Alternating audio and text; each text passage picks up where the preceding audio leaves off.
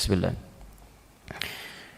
Qala al-akhar, yang lain kemudian mulai bermohon kepada Allah. Allahumma, duhai Allah. Lihat kalimatnya, dia tidak mengatakan ya Allah, tapi Allahumma. Dalam bahasa Arab bisa dikatakan ya Allah. Kalau ya Allah digabungkan jadi Allahumma. Tapi ada perbedaan rasa di sini. Kalau Anda ucapkan kalimat ya Allah, itu kalimat yang diucapkan sifatnya datar. Kapanpun bisa diucapkan. Ya, bisa diucapkan. Ya, Anda misalnya lihat jalan ke sini, tiba-tiba ada lubang sedikit terpeleset ke situ, Anda ucapkan ya Allah gitu kan? Ini tidak hanya sekedar berdoa. Ya, lihat sesuatu tumpah, ibu-ibu bawa makanan tumpah, ya Allah gitu kan? Lihat ke atas langit tiba-tiba mendung, ya Allah. Jadi kalimatnya masih umum, bisa digunakan doa, bisa pada fenomena tertentu. Tapi Allahumma tidak. Allahumma itu umumnya kalimat pembuka dalam doa yang bernada kelembutan dan ketawaduan. Jadi kalau Anda sedang berdoa kepada Allah menggunakan kata Allahumma, maka sikap kita mesti merendah. Jangan naik. Allahumma, itu nggak tepat. Anda turunkan, mohon dengan penuh kelembutan. Maka sikap lembut inilah yang menghadirkan rahmat Allah turun kepada Anda semuanya. Paham sampai sini? Ya, jadi Allahumma jarang digunakan untuk fenomena. Ya, misalnya ibu-ibu bawa baskom tiba-tiba tumpah jusnya. Allahumma, hampir nggak pernah dengar saya begitu. Ya, baik. Jadi kita teruskan. Allahumma, duhai Allah, bermohon dia. Innahu kanat libnatu amb. Saya punya sepupu, anak paman, perempuan, cantik, luar biasa. Kanat ahabban nas ilayya. Dan dia sosok yang saya cintai di antara sekian orang yang pernah saya temui. Jadi ini mencintai anak pamannya, kan? Saking cintanya muncullah perasaan suka yang mendalam, jatuh cinta lah di sini. Ya. Kemudian wa fi riwayah, dan dalam riwayat lain kata Imam An-Nawawi, kuntu uhibbuha ka ashadda ma yuhibbu rijalun nisaa. Bahkan saya sangat mencintainya seperti laki-laki yang tengah dibabuk cinta pada seorang perempuan. Memang sudah sampai pada tingkatan cinta luar biasa, sehingga nah ini yang jadi persoalan. Ini yang jadi persoalan. Kalau sudah masuk hal-hal yang demikian, seharusnya itu harus diselesaikan. Imma Anda mengungkapkan kalau ada rasa lewat perwakilan disampaikan dan sebagainya, jangan banyak dipendam lama-lama. Setan bermain nanti di situ. Kalau memang sudah waktunya, punya rasa, ada ketertarikan, sampaikan. Ya, Quran surah ke-49 ayat 13, ta'aruf di situ. Ta'aruf, saling di situ. Awas, hati-hati, ini bukan dari sisi laki-laki saja, memang umumnya laki-laki mencari. Tapi perempuan pun suka ngintip-ngintip. Ini ya, bukankah Sayyidah Khadijah memperhatikan Nabi SAW? Ya, bukan Nabi yang memperhatikan Sayyidah Khadijah. Nabi diperhatikan Sayyidah Khadijah. Jalan dengan pembantunya, asistennya Maisarah, diceritakan Rasulullah Muhammad itu begini sallallahu alaihi wasallam. Diperhatikan lagi oleh Sayyidah Khadijah setelah mantap dengan akhlaknya Muhammad sallallahu alaihi wasallam. Kata beliau, tolong sampaikan utusan kepada pamannya agar berkenan melamar saya. Jadi dari dua sisi itu ada, bisa berlangsung. Ada ketertarikan, ya lewat orang yang bisa lebih baik mengenal dirinya. Tanyakan bagaimana pribadinya dan sebagainya, sampaikan. Kalau diterima alhamdulillah, kalau belum ditolak masih ada peluang, kan? Berusaha lagi, tidak sama sekali sudah jangan nekat, kan? Banyak mungkin yang lain yang itu hanya mengantarkan pada Anda untuk kreatif lagi mencari cara yang lebih baik. Ya, jelas ya? Baik, ini tidak dia pendam, setan datang ke situ. Apa yang terjadi? Sudah, hati-hati ya, ini sudah rumus nih. Ada setan-setan yang masuk pada orang yang sedang dimabuk suka, dimabuk cinta, hati-hati itu. Termasuk setan yang pernah menggoda Imra'atul Aziz, istri pembesar di masa Nabi Yusuf. Silakan cek. Ya, hadir di rumahnya, dalam suasana sering ditinggal oleh suaminya, gitu kan? Gantengnya luar biasa, dilukiskan di Quran surah ke-12 ayat 31 itu, posisi paling kanan, Masya Allah. Perempuan-perempuan kalau lihat Nabi Yusuf sedang motong-motong begini, teriris tangannya. Wa qatta'na aydiyahunna, sampai-sampai ketika lewat teriris tangannya. Wa qulna hasya lillahi ma hadza basyara in hadza illa malakun karim. Ini sih bukan manusia, ini malaikat yang sedang menyamar. Saking gantengnya. Lewat teriris itu. Jadi pria-pria yang ganteng sekarang jangan terlalu bahagia dulu. Ibu-ibu lewat di hadapan antum belum tentu kepleset. Nabi Yusuf tidak, Nabi dan ganteng luar biasa. Persoalannya apa? Ada di rumah, dilihat oleh perempuan, punya perasaan, tapi tidak bisa mengontrol diri. Setan datang ke situ. Berbuatlah sesuatu yang tidak diinginkan. Inilah terjadi, setan masuk ke sini, maka apa yang terjadi dengan setan itu, seperti apa dia menggoda, kita nanti lihat setelah menunaikan sholat isya berjamaah. Ada berapa menit ke isya? 3 menit ya, untuk persiapan wudhu dan menyusun saf insyaallah. Baik teman-teman sekalian, kita coba cukupkan dulu, kita sambung setelah menunaikan sholat isya insyaallah. Kita lanjutkan. Orang kedua menengadah kepada Allah bermohon, Allahumma ya Allah, sungguh saya pernah mencintai seseorang, anak paman saya. Begitu besar cinta saya kepadanya sampai saya dilarung cinta luar biasa, layaknya anak muda yang tengah jatuh cinta pada seorang perempuan. Fa'aradtuha ala nafsiha, maka saya pun memaksakan dirinya untuk menjadi atau menerima cinta saya. Dia menyampaikan dalam keadaan mendesak si perempuan itu supaya mengikuti keinginannya. Ya. Famtana'at minni hatta alammat biha sanatun minas sinin. Maka penolakannya itu begitu membekas pada hati saya. Terluka saya dengan itu. Sampai saya merasakan penderitaan berlangsung dalam hitungan tahun. Membekas, Masya Allah, cinta yang tertolak, keinginan yang tak terpenuhi. Sudah disiapkan, pengen-pengen disampaikan, tiba-tiba ditolak, gitu kan? Dalam keadaan yang tidak biasa. Sampai suatu ketika, faja'atni, sampai datanglah dia kepada saya. Ini tidak dijelaskan di sini, tapi dalam riwayat lain disebutkan bahwa bapak si perempuan ini, ya bapak si perempuan, pamannya si yang tadi, itu terlibat satu pinjaman kepada laki-laki ini yang belum terlunasi. Ya, dan mendapatkan satu kesempatan si laki-laki itu untuk menekan bapaknya, sehingga diutuslah anaknya untuk meminta keringanan. Itu dalam kisah yang lain, di sini tidak ditampilkan. Maka ketika datang si perempuan ini, fa'ataituha 20 wa 100 dinarin, saya berikan kepadanya 120 dinar keping emas. Jadi kalau dikaitkan dengan kisah yang semula, tidak hanya sekedar meringankan, awas hati-hati utang bapaknya, tapi kalau mau mengikuti keinginan saya berikan 120 keping emas, dinar emas. Tidak mudah itu tawarannya. Ibu kalau dikasih emas 120 kilo mau enggak? Awas hati-hati, tapi tawarannya ini enggak mudah, kehormatan diri. Sedangkan manusia, khususnya perempuan, itu diisyaratkan oleh Al-Quran, seringkali, hati-hati, seringkali larut kehormatan dirinya atau bahkan keadaan dirinya itu dengan tawaran-tawaran yang menghadirkan perhiasan dalam kehidupannya. Quran surah ketiga Ali Imran ayat ke-14, posisi paling kanan sebelah bawah. Zuyyina lin-nasi hubbus syahawati minan nisa, dihiasi laki-laki itu atau bahkan perempuan untuk senang pada pasangannya. Di sini laki-laki diisyaratkan karena laki-laki cenderung mencari. Zuyyina lin-nasi hubbus syahawati minan nisa, dihiasi laki-laki itu senang terhadap perempuan. Wajar, normal. Artinya kalau laki-laki senang ke laki-laki, tidak normal dia. Awas hati-hati, fitrahnya demikian. Begitu sebaliknya.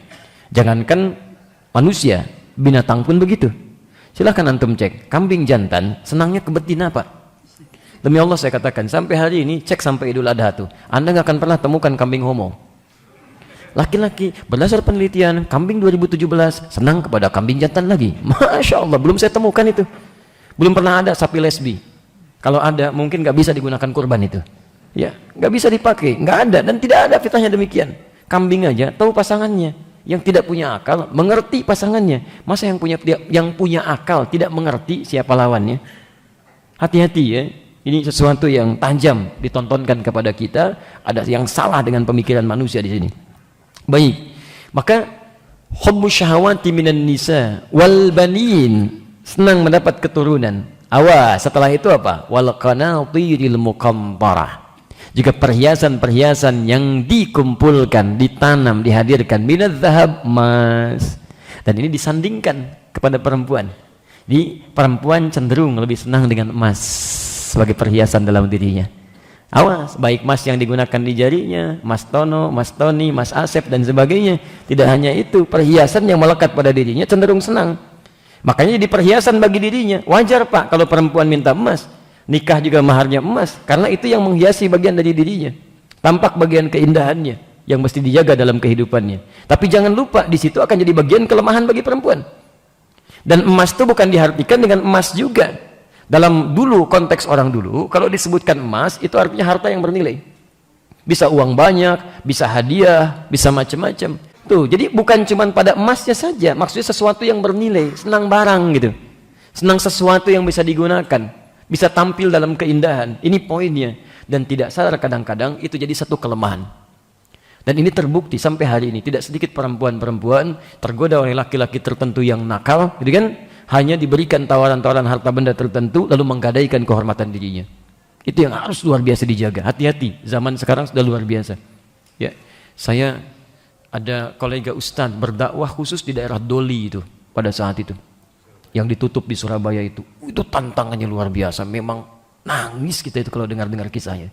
Alhamdulillah sudah ditutup, semoga Allah berikan keberkahan pada orang-orang yang terlibat dalam kebaikan. Tapi jangan dikira mudah itu. Kalau sudah masuk ke dalam dunianya, tidak mudah untuk keluar. Bahkan menyadarkan saja tidak mudah. Datang ustadz kolega kami berdakwah di sana sampai nangis itu perempuan-perempuan yang itu ya. Tiba-tiba ada yang seperti tersadar datang. Salah satunya, ustadz, terima kasih telah memberikan pencerahan. Saya terharu kepada ustadz. Terima kasih membuat saya sedikit berubah. Untuk ustadz, saya kasih diskon 50%. Masya Allah. Itu nyata itu. Nyata, terdengarnya seperti lucu, tapi memang nyata. Di cara berpikirnya sudah begitu gitu kan. Jadi kalau sudah kebanyakan berbuat sesuatu yang salah, nanti tertutup itu pintu-pintu kebaikannya. Masuknya susah. 50%. Wa fi adhanihim waqra. Quran surah ke-6 ayat ke-25. Telinga ada sumbatan. Jadi kalau yang haram masuk pada dirinya, beredar dengan darah, jadi daging itu menutup. Ke mata, awas hati-hati. Wa ala absarihim ghishawah. Di matanya ada penutup. Jadi melihat yang baik-baik susah. Lihat ke masjid susah, lihat masjid susah, dengar azan marah, diajak ke taklim, ngajak debat, gitu kan? Nah itu susah. Itu kalau sudah masuk penutup itu demikian. Imma dengan maksiat atau yang haram masuk pada dirinya. Itu yang berbahaya. Nah, jadi saya tekankan sekali lagi, hati-hati ya. Hati-hati perempuan-perempuan khususnya jaga diri jadi kehormatan. Surganya banyak bagi perempuan itu. Pakai hijab ada surga di situ. Menutup aurat ada surga di situ. Taat pada suami dalam hal kebaikan ada surga di situ. Masya Allah. Ya, karena itu Allah jaga. Karena diciptakan dengan penuh keindahan dan surganya ada di situ. Jangan berikan surga pada orang lain yang bukan pada haknya. Ya, maka apa yang terjadi kemudian? Di sini terjebak dia. Kemudian ala an tukhalliya baini wa baina nafsiha fa fa'alat. Saya berikan 120 dinar emas supaya dia bisa memberikan cintanya kepada saya sampai melakukan hubungan yang terlarang. Maka dia setuju. Setuju. Ya, dalam keadaan terdesak datang 120 dinar ya. Masya Allah. Dinar emas dalam konteks dulu itu berharga sekali, luar biasa. Dirham aja sudah dicari, apalagi dinar. 120 keping lagi. Baik ya, tidak mudah tuh tawaran dunia dengan menghormatkan, menggadaikan kehormatan diri, dan itu di hadapan Allah Subhanahu wa taala. Hati-hati. Maka kemudian dia menerima dengan polos pada saat itu, setan masuk ke situ hatta idza qadartu 'alaiha. Sampai-sampai terjadilah kemudian waktu yang ditentukan itu. Ya, saya terjemahkan dengan bahasa yang mudah dipahami. Wa fi riwayat, dalam riwayat lain lebih dalam lagi, falamma qa'adtu baina rijlaiha, maka tatkala malam itu waktu itu terjadi dan hampir terjadi perbuatan itu, hampir-hampir saya berhubungan dengannya, lihat kalimatnya, qalat, tiba-tiba datanglah kemudian fitrah di diri perempuan itu. Biasanya begini, alhamdulillah, biasanya kalau seseorang tidak pernah berbuat maksiat sebelumnya, itu biasanya suara hatinya masih kencang. Ada penolakan besar dalam dirinya. Anda kalau tidak percaya silahkan. Anda belum pernah berbuat misalnya hal yang macam-macam, keluar dari assalam ini pakai sendal orang lain. Coba-coba aja. Ambil sendal orang lain aja, itu hati Anda sudah menolak, itu bukan punya kamu. Nggak usah diingatkan orang, hati Anda menolak. Karena hati kita cenderung pada kebaikan. Kalau belum pernah berbuat maksiat, itu besar suaranya. Jangan lakukan, jangan lakukan. Tapi kalau pernah Anda nekat kerjakan, itu jadi kecil suaranya. Dan kalau terbiasa jadi populer itu, dan jadi kebiasaan Anda lakukan itu, sudah lain suaranya. Jangan lakukan itu, jangan lakukan. Itu lebih jelek, ambil yang paling bagus yang sana. Nah, itu yang bahaya itu. Itu bahaya, sudah mati suara kebaikannya itu. Yang jelek yang muncul. Nah, jadi ini, anak ini, perempuan ini, karena diasuh dalam pengasuhan yang cukup baik, belum pernah berbuat yang macam-macam, tergoda dengan yang tadi, muncullah kemudian bimbingan Allah. Bimbingan Allah yang hadir saat terjebak dalam perbuatan maksiat itu disebut dengan burhan namanya. Seperti Allah pernah membimbing Nabi Yusuf alaihi salam ketika digoda oleh perempuan, siapa namanya? Namanya Allah, Masya Allah ya. Ingat tidak disebutkan namanya ya, bukan Zulaiha dan tidak pakai Siti. Baik ya? Jadi Zulaiha saja sudah salah, Siti Zulaiha salah banget. Ya? Hati-hati, nggak disebutkan. Kalau nggak di Quran tuh kalau cenderung perbuatan yang tidak elok, ya itu nggak pernah disebutkan namanya, jarang, umumnya jarang disebutkan. Karena Quran itu menyalahkan perbuatannya, bukan orangnya. Perbuatannya. Jadi kalau ada orang berbuat salah, Anda jangan gunjingkan orangnya. Tujuan Anda apa sih? Merusak kehormatan orangnya atau ingin memperbaiki perbuatannya? Jadi kalau ada orang salah, perbuatannya diperbaiki, bukan orangnya digunjingkan. Firaun bukan nama asli. Farao dari gelar. Abu Lahab bukan nama asli. Silahkan cek. Ya, Imratul Aziz bukan nama asli. Supaya tidak banyak digunjingkan, itu akhlak Al-Quran. Karena yang salah perbuatannya. Karena belum tentu ada orang nanti punya nama yang sama berbuat yang serupa. Hati-hati. Ya, begitu misalnya ada seorang, kan, berbuat satu keburukan, padahal belum tentu nama itu digunakan oleh orang lain dengan keburukan yang sama. Akhirnya apa? Namanya yang jadi celaan di situ. Nama misalnya Hasan, kan, kelakuan misalnya, mohon maaf, tidak bagus. Lalu Anda celah, dasar kamu nama aja Hasan, kelakuan begini, dasar Hasan jelek Hasan. Ingat cucu Nabi itu Al Hasan. Jangan keliru. Dia jangan pernah mencela nama, itu nggak boleh. Itu nggak boleh. Paham ya? Walaupun keliru misalnya, maka luruskan perbuatannya, berikan inisial yang tepat ya untuk menginisialkan pada hal-hal yang dilarang ya. Saya enggak Ustaz, alhamdulillah enggak seperti dia tuh. Masya Allah, sebut lagi namanya, itu salah juga ya. Teruskan, bismillah. Qalat, tiba-tiba ketika si laki-laki tadi hendak kemudian mengambil kehormatan dirinya, maka berkatalah langsung di lisannya keluar. Seperti Nabi Yusuf mendapatkan gambaran bayangan, tinggalkan, kan, jauhi, tidak tepat, itu burhan namanya. Maka muncul burhan dalam dirinya. Ittaqillah, ittaqillah, wala tanfuddal khatam illa bihaqqih. Masya Allah, ini bahasanya dalam sekali. Bertakwalah kepada Allah. Jangan pakai cincin kehormatan itu kecuali sesuai dengan haknya. Sesuai dengan haknya. Cincin itu kan pertanda mahar biasanya kan? Digunakan, diambil bagi perempuan, berikan ya, dibuka penutup ya. Biasanya perempuan kalau ingin menggambarkan kehormatannya dan dia diberikan gambaran maharnya atau penutupnya disingkap, diambil, jangan lakukan kecuali dengan haknya. Kalimat pertama itu yang membuat dia kemudian langsung bergetar jiwanya, diucapkan oleh orang yang tidak pernah bermaksiat sebelumnya, orang polos mau dikerjai, keluar dari lisannya, ittaqillah, bertakwalah kepada Allah. Ini kalimat ini ya, Anda betul-betul jaga kalimat Allah, jaga betul. Jangan pernah digunakan pada hal-hal yang sifatnya serampangan Anda gunakan. Demi Allah, padahal tidak begitu. Demi Allah, itu. Padahal Anda melakukan itu tidak akan berfungsi lagi. Jadi kalau Anda dekat dengan Allah, menjaga kalimatnya, maka Masya Allah. Nabi Muhammad ditodong dengan pedang begini, siapa yang bisa menolong Anda? Tidak banyak bicara, cuma satu kalimat, Allah bergetar, jatuh itu pedangnya. Berbalik, sekarang siapa yang bisa menolong Anda? Gak bisa dijawab. Jadi kalimat Allah itu, kalau kita jaga, mendekat dengan Allah itu, begitu keluar, getarannya itu ada. Sampai itu. Karena Anda mengucapkan, Allah yang memberikan hembusan kepada relung hati yang paling dalam. Ya, jadi coba nanti pelan-pelan Anda gunakan kalimat-kalimat itu pada kebaikan-kebaikan. Maka apa yang terjadi? Lihat kalimatnya. Fansaraftu anha wa hiya ahabbun nasi ilayya. Tiba-tiba ketika mendengar kata-kata itu, fansaraftu, insarafa itu kaget langsung berpaling. Sorofa, gitu kan? Ada getaran dalam jiwanya, langsung ditinggalkan. Ya, saking kagetnya getaran itu, sampai kata orang ini, lihat kalimatnya, wa taraktu dzahaba alladzi a'taituha. Sampai-sampai saya saking kagetnya, saya tinggalkan bahkan dengan emas-emasnya. Seakan ada kesadaran dalam jiwanya, salah saya ini, salah, nggak benar saya, takut. Masa saya melakukan yang demikian ketika Allah menyaksikan saya? Apa jadinya di hari kiamat? Nah, ini rumus kepada kita. Kalau Anda terfikir berbuat maksiat, langsung bayangkan seketika Allah sedang melihat. Apa enggak malu bermaksiat dilihat Allah?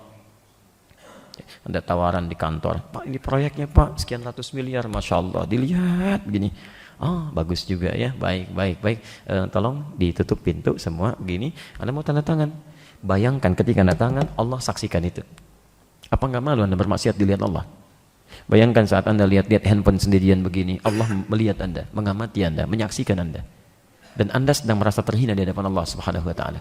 Kalau belum sampai juga paham, bayangkan seketika meninggal. Saat Anda tanda tangan, Anda meninggal. Saat sedang lihat gosip, Anda meninggal. Saat sedang mencela, Anda meninggal. Kalau sudah nyaman dengan suasana itu, biasanya lebih mudah memalingkan kita dari maksiat. Maka orang ini merasakan bagaimana saya maksiat di hadapan Allah. Allah melihat saya dan sebagai dia tinggalkan. Fansaraftu, saya tinggalkan. Saking kagetnya saya tinggalkan.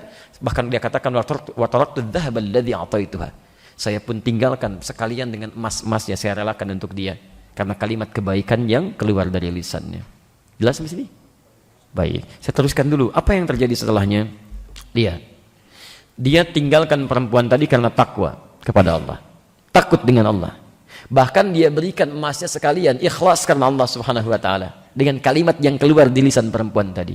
Maka dia berkata, Allahumma in kuntu fa'altu dzalika ibtigha'a wajhika fafruj 'anna ma nahnu bi.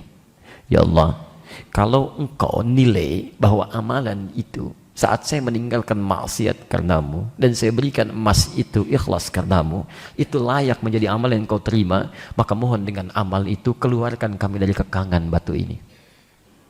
Ya, itu poinnya. Maka fanfarajatis sakhratu ghaira annahum la yastati'una al-khuruja minha. Batu bergeser lagi, keluar terbuka sedikit. Tapi masih belum buka keluar. Jadi yang pertama tadi berdoa dengan amalnya, batu geser. Enggak didorong tuh. Ya. Yang kedua, nyampaikan amal, batu geser. Tapi belum bisa keluar.